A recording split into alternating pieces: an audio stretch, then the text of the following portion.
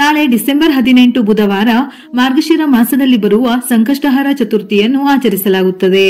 ವಿಘ್ನ ನಿವಾರಕನ ಆರಾಧನೆಗಾಗಿ ಪ್ರತಿ ತಿಂಗಳಲ್ಲಿ ಒಂದು ದಿನವನ್ನು ವಿಶೇಷವಾಗಿ ನಿಗದಿಪಡಿಸಲಾಗಿದ್ದು ಅದುವೇ ಸಂಕಷ್ಟಹರ ಚತುರ್ಥಿ. ಪ್ರತಿಯೊಂದು ಶುಭ ಕಾರ್ಯಕ್ಕೂ ವಿಘ್ನ ನಿವಾರಕನನ್ನು ನೆನೆಸಿಕೊಳ್ಳಲೇಬೇಕು. ಯಾವುದೇ ಪೂಜೆಗೂ ಮೊದಲು ಗಣಪತಿಯನ್ನು ಪೂಜಿಸುವುದು ವಾಡಿಕೆ. ಗಣೇಶನನ್ನು ಬುದ್ಧಿವಂತಿಕೆ, ಸಮೃದ್ಧಿ ಮತ್ತು ಅದೃಷ್ಟದ ದೇವರು ಎಂದು ಪೂಜಿಸಲಾಗುತ್ತದೆ.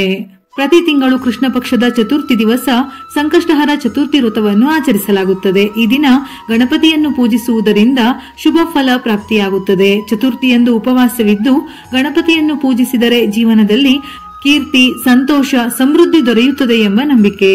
ಚತುರ್ಥಿ ತಿಥಿ ಸಮಯ ಡಿಸೆಂಬರ್ 18ರ ಬೆಳಿಗ್ಗೆ 10:06 ಪ್ರಾರಂಭವಾಗಿ ಡಿಸೆಂಬರ್ 19ರ ಬೆಳಿಗ್ಗೆ 10:02 ಮುಕ್ತಾಯವಾಗುತ್ತದೆ.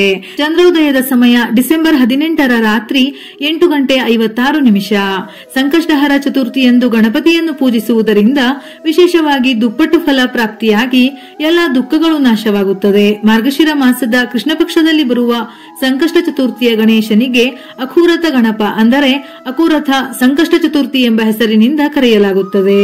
ಅಕೂರಥ ಎಂದರೆ ಇಲಿಯನ್ನು ತನ್ನ ವಾಹನವಾಗಿರಿಸಿಕೊಂಡವನು ಎಂದರ್ಥ. ಬುಧವಾರ ಗಣೇಶನ ದಿನ. ಅಕೂರಥ ಸಂಕಷ್ಟ ಚತುರ್ಥಿಯು ಬುಧವಾರದ ದಿನವೇ ಬಂದಿರುವುದರಿಂದ ವಿಶೇಷವಾಗಿ ಪ್ರಥಮ ಪೂಜಿತನನ್ನು ಶ್ರದ್ಧಾ ಭಕ್ತಿಯಿಂದ ಪೂಜಿಸಿದರೆ ನಮ್ಮ ಪ್ರತಿಯೊಂದು ಕೆಲಸಗಳು ಈಡೇರುತ್ತವೆ. ಶಾಸ್ತ್ರದಲ್ಲಿ ಗಣಪತಿಯನ್ನು ಬುದ್ಧಿವಂತಿಕೆಯ ಅಧಿಪತಿ ಎಂದು ಕರೆಯಲಾಗುತ್ತದೆ. ಆದ್ದರಿಂದ ಗಣಪತಿಯನ್ನು ಪೂಜಿಸುವುದರಿಂದ ಬುದ್ಧಿವಂತಿಕೆಯು ಪ್ರಾಪ್ತಿಯಾಗುತ್ತದೆ.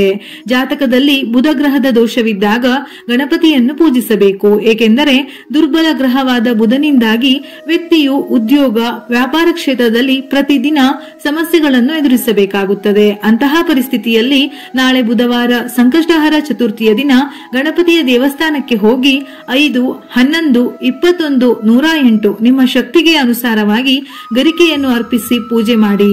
ಇದರಿಂದ ಉದ್ಯೋಗ, ವ್ಯಾಪಾರದಲ್ಲಿ ಒಳ್ಳೆಯ ಏಳಿಗೆ ಆಗುತ್ತದೆ. ನಾಳೆ ಗಣೇಶನಿಗೆ ಗರಿಕೆಯನ್ನು ಅರ್ಪಿಸಿ ಪೂಜೆ ಮಾಡಬೇಕು. ಅದರಲ್ಲೂ 21 ಗರಿಕೆಯ ಜೊತೆ ಗಣೇಶನ ಹೆಸರು ಹೇಳುತ್ತಾ ಅರ್ಪಿಸುವುದು ತುಂಬಾ ಶ್ರೇಷ್ಠ. ನಾಳೆಯ ದಿನ ವಿಶೇಷವಾಗಿ ಕಡುಬು, ಹೋಳಿಗೆ, ಸಿಹಿ ತಿಂಡಿಗಳನ್ನು ನೈವೇದ್ಯಕ್ಕೆ ಅರ್ಪಿಸಿದರೆ ಬಹಳ ಒಳ್ಳೆಯದು. ಒಂದು ವೇಳೆ ಸಾಧ್ಯವಿಲ್ಲವೆಂದಾದರೆ ಬಾಳೆಹಣ್ಣು, ಹಾಲು, ಬೆಲ್ಲವನ್ನು ಅಥವಾ ನೆನೆಸಿದ ಕಡಲೆಕಾಳನ್ನು ದೇವರ ನೈವೇದ್ಯಕ್ಕೆ ಇಡಬಹುದು. ಗಣೇಶನಿಗೆ ಗರಿಕೆಯನ್ನು ತಪ್ಪದೇ ಅರ್ಪಿಸಿ ಬಿಳಿ, ಕೆಂಪು ಮತ್ತು ಹಳದಿ ಹೂವುಗಳನ್ನು ಅರ್ಪಿಸಬಹುದು. ಈ ದಿನ ಗಣೇಶನಿಗೆ ನೆನೆಸಿದ ಕಡಲೆಯಿಂದ ಅಂದರೆ ನೀರಿಗೆ ಸ್ವಲ್ಪ ಅರಿಶಿನ, ಕುಂಕುಮ ಹಾಕಿ ಕಡಲೆಕಾಳನ್ನು ಸೇರಿಸಿ ಹಿಂದಿನ ದಿನವೇ ನೆನೆಸಿಟ್ಟು ಚೆನ್ನಾಗಿ ನೆನೆದ ಕಡಲೆಕಾಳಿನ ಹಾರವನ್ನು ತಯಾರಿಸಿ ಗಣೇಶನಿಗೆ ಹಾರವನ್ನು ಅರ್ಪಿಸಿ ಪೂಜೆ ಮಾಡಿದರೆ ತುಂಬಾ ಶ್ರೇಷ್ಠ. ಗಣೇಶನಿಗೆ ತುಪ್ಪ, ಬೆಲ್ಲವನ್ನು ನೈವೇದ್ಯ ಮಾಡಿ ನಂತರ ಅದನ್ನು ಹಸುವಿಗೆ ಗೋಗ್ರಾಸದ ರೀತಿಯಲ್ಲಿ ತಿನ್ನಿಸಬೇಕು. ಇದರಿಂದ ಮನೆಯಲ್ಲಿ ಆರ್ಥಿಕ ಸಮೃದ್ಧಿ ನೆಲೆಸುತ್ತದೆ.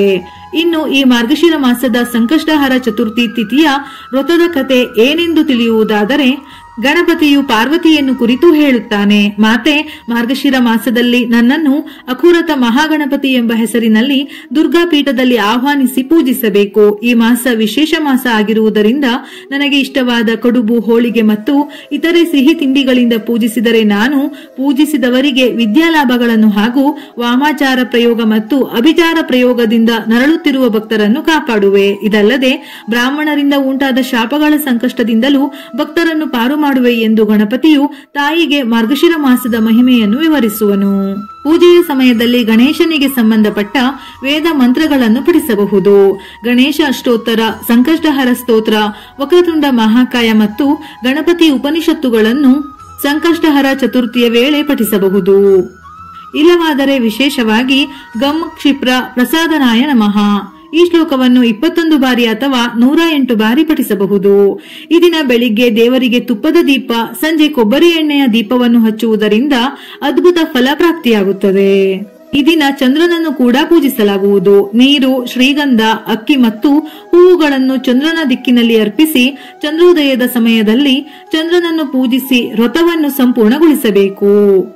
ಸಂಕಷ್ಟ ಚತುರ್ಥಿಯ ದಿನ ಗಣಪತಿಯನ್ನು ಪೂಜಿಸುವುದರಿಂದ ಮನೆಯ ಎಲ್ಲಾ ನಕಾರಾತ್ಮಕ ಶಕ್ತಿಗಳು ದೂರವಾಗುತ್ತದೆ. ಗಣಪತಿ ಮನೆಯ ಎಲ್ಲಾ ಅಶುಭಗಳನ್ನು ತೊಡೆದು ಹಾಕಿ ಆಯುರಾರೋಗ್ಯ ಆಯುಷ್ಯವನ್ನು ಕರುಣಿಸುತ್ತಾನೆ. ಇಷ್ಟಾರ್ಥ ಸಿದ್ಧಿಯಾಗಿ ಮನೆಯಲ್ಲಿ ಸುಖ ಸಂತೋಷ ಸಮೃದ್ಧಿ ನೆಲೆಸುತ್ತದೆ. ವಿಡಿಯೋ ಇಷ್ಟ ಆಗಿದ್ದಲ್ಲಿ ಮರೆಯದೆ ಲೈಕ್ ಮಾಡಿ. ಹೆಚ್ಚಿನ ಮಾಹಿತಿಗಳಿಗಾಗಿ ನಮ್ಮ ಫೇಸ್ಬುಕ್ ಪೇಜ್ ಅನ್ನು ಫಾಲೋ ಮಾಡಿ. ಇದೇ ರೀತಿಯ ಮನಮುಟ್ಟುವ ಉಪಯುಕ್ತ ಮಾಹಿತಿಗಳಿಗಾಗಿ ಮತ್ತೆ ಭೇಟಿಯಾಗೋಣ.